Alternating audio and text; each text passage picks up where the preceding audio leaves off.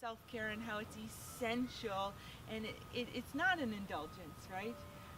We talked in the intro about how a lot of times you feel guilty or you feel bad for taking time out of your day for yourself.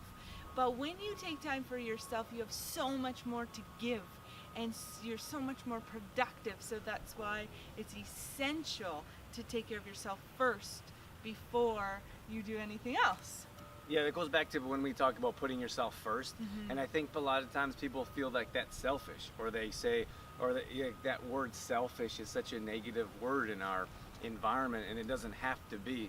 Like, we can be selfish, and we should be selfish in certain situations. And when you're talking about self-care, it's so important to take care of yourself. That's what self-care is. So when we pay attention to the foods we're putting in our body, when we take time to meal prep, when we go to the grocery store, that's part of self-preparation to make yourself a better you. And then when you have more, when you have a better you, then you have a better you to give and share with your friends, family, and everyone around you. And we talked about exercise being a part of self-care.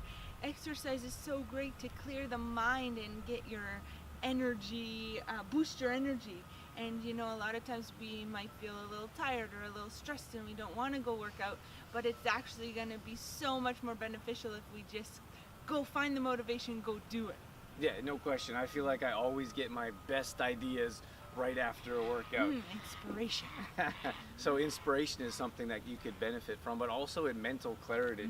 And for us, when we talk about entrepreneurs or business owners, you're always working, you're always going and going, but regardless if you're an employee or whatever you're doing, you have more mental clarity, you have more motivation, inspiration to get your job done.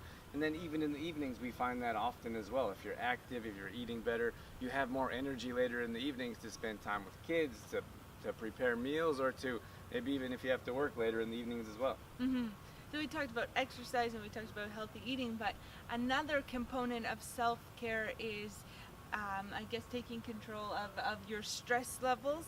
And a good way to do that is taking 5 minutes out of your day to have some deep breathing exercises or some meditation, read a book, or do something where you're completely alone by yourself, and that can help bring those stress levels down. Yeah, and it doesn't take much. No. If you set a proper routine, maybe it's you start in the morning with meditation or breathing exercises, and maybe it's visualization to start your day. That's a good way to begin your day. And we always talk about bookending days as well. So in the evening, you do something similar. Maybe it's a detoxing bath.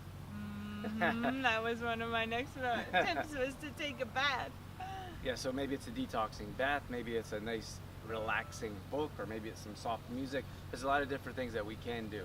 Journaling is one thing that I like to do in the evenings before bed. It relaxes the mind and takes the clutter out of your mind so that you can prepare yourself for a nice restful sleep. That's right.